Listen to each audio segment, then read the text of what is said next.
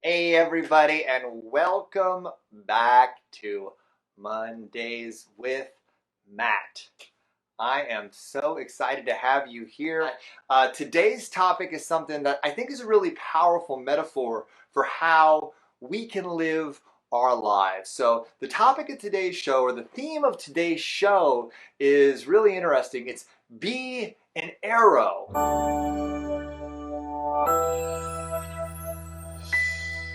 For those of you tuning in from YouTube, what's up? So happy to have you. If you haven't done it yet, take a second, hit that little subscribe button. I'm uploading new content all the time, and I'd love to have you as part of my YouTube channel.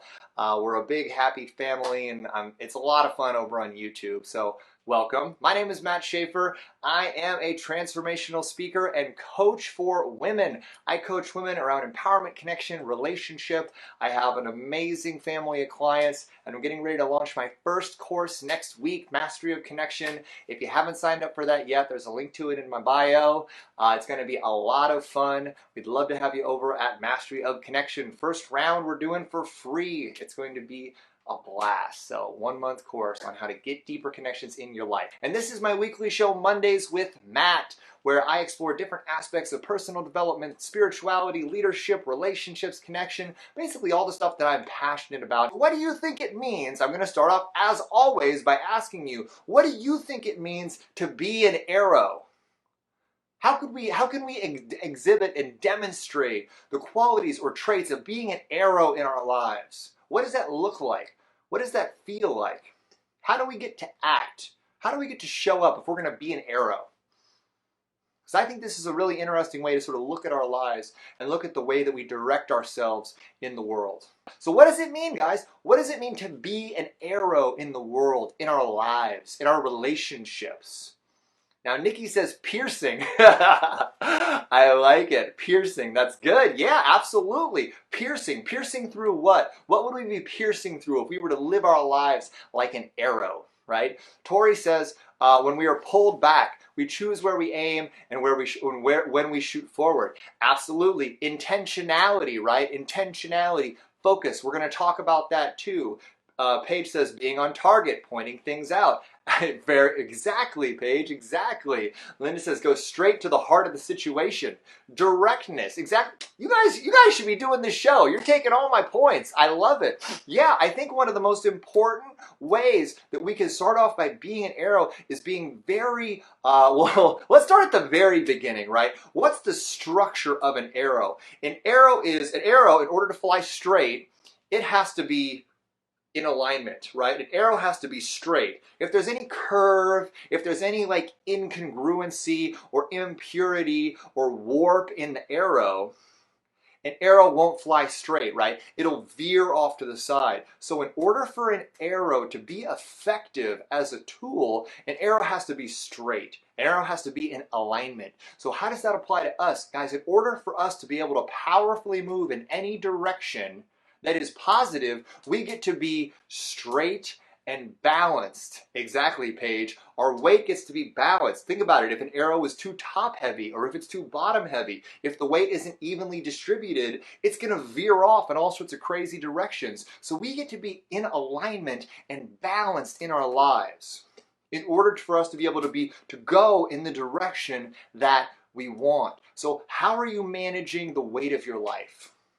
How are you managing your responsibilities? How are you managing the different aspects of life, right? Your health, your spirituality, your family, your relationships. Are you balanced in the way that you're doing that? Because if you're imbalanced, you're not going to be able to cut through the air of the world in the most effective way. And are you in alignment? Are you in alignment in the way that you're living? Are you operating from a space of integrity? Are you who you say you are? Does your word mean something? Think about that. Are you in alignment and are you balanced in the way that you live your life? That's just structurally to be an effective arrow in the world, to hit the target. That's the first and foundational step that we get to embody in order to be an effective arrow in the world. Now, think about this. Let's take it to another level, right? In order for an arrow to ever be able to hit a target, you have to have a target. So that's another key aspect of being an effective arrow, is being focused on a target, having goals, right? Having clarity around where you want to go, what you want to do, what you want to hit. So once you're in alignment, once you're balanced, then it's having clarity and focus around where do I want to go. An arrow, if it doesn't have a target, is useless. If you just fire an arrow off in some random direction, what's it going to do? Possibly kill somebody. It's not going to achieve the outcome that you want. So if you can be a straight arrow, you can be balanced, you can be in alignment, but without an effective target, you can still be dangerous. Does that make sense? I love this analogy. This is fun, or metaphor, or whatever. I always get those two mixed up. But yeah, so think about it. The third thing, or the second thing, and to be an effective arrow is to have a specific target, right? And to know where you're going and what you want to hit.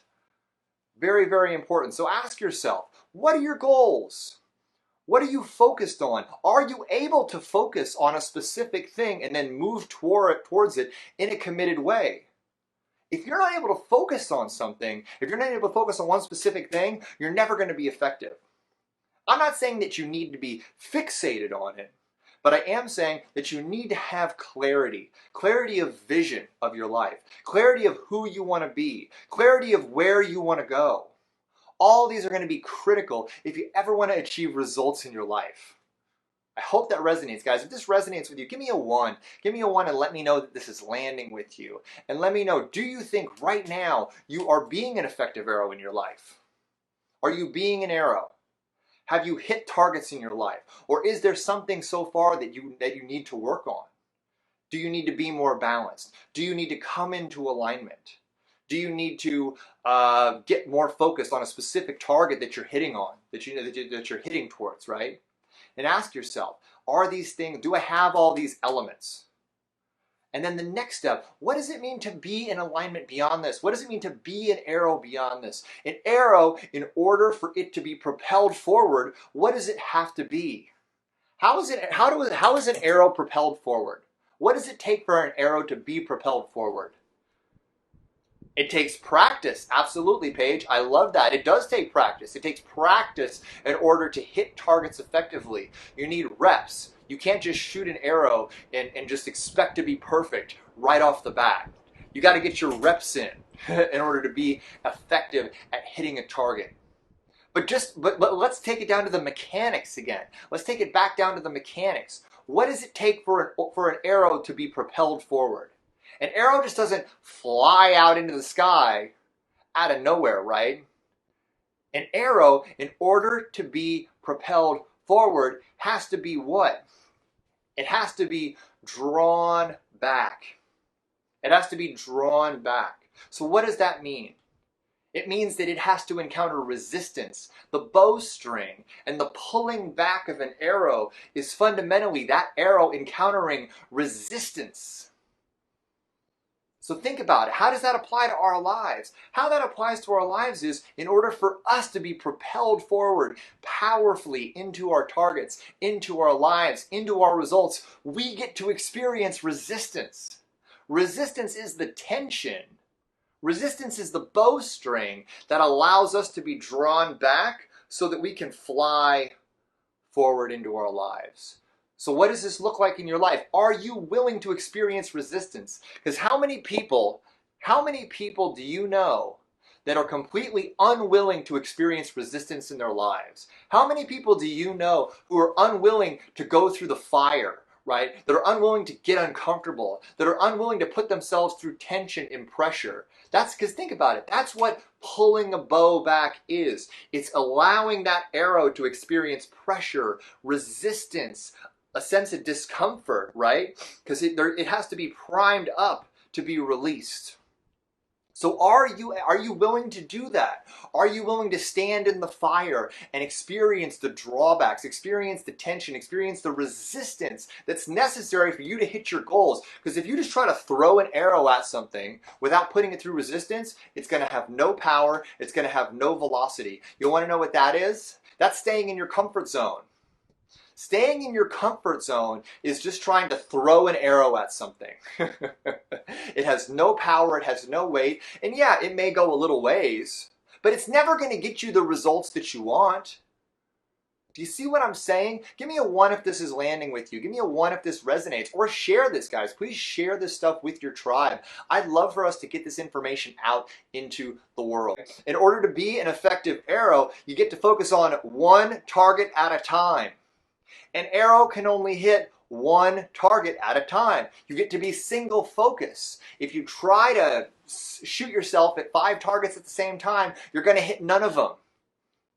I love that. I love that. So be single focus. Don't try to hit too many targets at the same time. You will be your most effective by really focusing on the one thing that you want the most and firing at it, by experiencing resistance, by allowing yourself to be pulled back, by allowing yourself to feel that tension, feel that pressure. And then what's the most important part from there? What's the most important part for there for an arrow to propel itself forward? The release, right? The release. We get to release. What do we get to release? What do we get to release in order to be propelled forward? What do you think? What do we get to release in order to be propelled forward into our destiny, to be propelled forward into our lives, to be propelled forward into our targets? We get to release what? We get to release our limitations. We get to release our expectations. We get to release our limitations. We get to release all the parts of ourselves that are holding us back. That hand that was giving you all that tension, that gets to be released. That way our resistance and all of that energy that we've got charged up can rocket out into the world. We get to surrender what we thought our lives were supposed to be about. And we get to allow ourselves to move forward powerfully and in a focused way towards a target. A target that we would never have been able to hit if we hadn't felt that tension, if we hadn't felt that resistance, if we hadn't allowed ourselves to stand in the fire and be pulled back from where we started. Does that make sense, guys? Is this resonating with you? I'm loving this. I'm really enjoying this metaphor. Nikki asks tension. And I'm like, yes, Nikki, tension, right? Anytime that we are stepping out of what we know to be who we are, anytime we're stepping out into the unknown, anytime we're stepping into our obstacles, we're going to experience tension. The tension of our ego running up against our boundaries, right? The tension of our ego trying to hold us back from moving into our highest possibility. There's going to be tension there. There's going to be anxiety. There's going to be lots of pressure that you feel. It's not going to feel good, right? Because your ego just wants you to be a static arrow sitting in a quiver. It doesn't want you to be rocketing forward into the unknown, towards a target that's far off in the distance. That's why we need tension. That's why we need resistance. And that's why when the tension becomes at its greatest point, we get to release. We get to surrender. And we get to do what? We get to move forward with everything we have towards our target. So think about that. When you release, when you surrender, and when you move forward, you don't get to move forward. Think about an arrow. An arrow doesn't move forward with, half of its energy. An arrow doesn't move forward at a medium pace. An arrow goes forward with tremendous velocity and single-focused commitment towards the target. That's the sort of committed action we get to take when we are moving towards what it is that we want to create. When we're moving towards that one thing that we are focused on, like a target, like a bullseye, we're flying towards it like an arrow, single-focused, committed, and with 100% dedication towards achieving that goal. That is what is going to help you create incredible results in the world. That is the way that I am approaching my life right now. That is the way I am approaching my service of the world, with 100% all-consuming focus and intention and velocity. That is what I'm approaching my course with. That is my commitment to my clients. I am all in. And here's the cool thing, guys. It kind of sounds hard as a theoretical concept to be so obsessed with whatever it is that you're focused on. But let me be very clear with you. It's actually simple and it's easy to be 100% dedicated to one thing, to be 100% committed to your purpose, to be 100% committed to the people that you're here to serve, to your business, to your clients, to your job, to whatever it is, to your relationship. It's so much easier to be 100% committed to it than it is to be 80%. And then take that 20% and sort of put it somewhere else. Does that make sense? It's so much easier to be all in on something than it is to try to allocate your energy and your attention between like 2 or 3 or 4 passions. You know, pick one thing, be an arrow, and move towards it with everything that you have. Give me a 1 if this is landing for you. And this is the MAT challenge for this week. The MAT challenge is to look at your life and ask yourself, what's the one thing? What's the one thing? What's the one target that I want to hit? What's that one bullseye that if I hit it, it would make everything different? It would transform my life. And what is it going to take for me to focus at that? What is it going to take for me to propel myself towards that at 150 miles an hour? What tension am I going to have to experience in order to be drawn back? And what do I have to release in order to move towards it? Give me a 1 if you're committed to looking at your life like an arrow. And looking at yourself as an arrow. And looking at your life and asking yourself, what's the goal I want to hit? What's the target I want to hit in relationship? What's the target I want to hit in my business? What's the target I want to hit in my family life? And what is it going to take to get there? Because as we've talked about, let's review what it's going to take. It's going to take a couple things. Give me a 1 if you're committed to this. Give me a 1, guys. We're in. Who's in? Teresa's in. Kimberly's in. Nikki's in. I love it. I love it. I love it. So what's the thing, guys? What is it going to take? Let's go through what it means to be an arrow in the world. What it means to be an arrow, first off, structurally. It means to be balanced, and it means to be in alignment. In order for an arrow to fly straight, it needs balance and alignment. That's the start. Then, in order for an arrow to fly in any direction without hurting somebody, there needs to be a target, right? You need to have a target that you're aiming towards, and it gets to be a single target. An arrow can't fly in 3 directions at once. An arrow can't hit 6 targets at once. If you try to hit more than 1 target as an arrow, you're not going to be effective. If you try to move towards 3 or 4 goals at once as a person, you're not going to be effective. Pick the one thing. Pick the one thing that's going to make the biggest difference and do that first. Are you with me?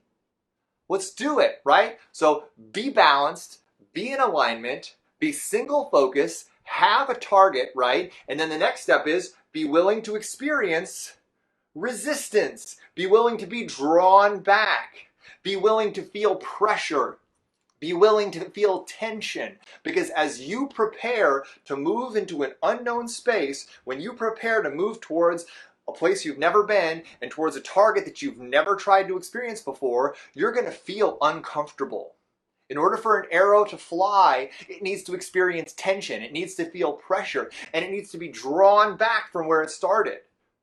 So are you willing to embrace that pressure? Are you willing to feel that tension? Are you willing to, allow your drawbacks and your setbacks and your obstacles to be the tension that propel you towards your target, propel you towards your goal? Because that's the way you get to look at the obstacles and the challenges of your life. They are the tension of the string being brought back in order for you to propel yourself forward like an arrow. And then what's the last step? What's the last step for an arrow to fly towards a target? The release. The surrender. You get to surrender and release. And surrender what? Surrender your limitations. Surrender your resistance. Surrender your fear. Let go of all the baggage that you've been talking yourself out of moving forward with, right? Letting go of all that fear that's kept you playing small, that's kept you in the quiver your whole life. You get to release all that stuff and let it go. And what happens when you let it go? You get to fly forward with everything that you have towards that target.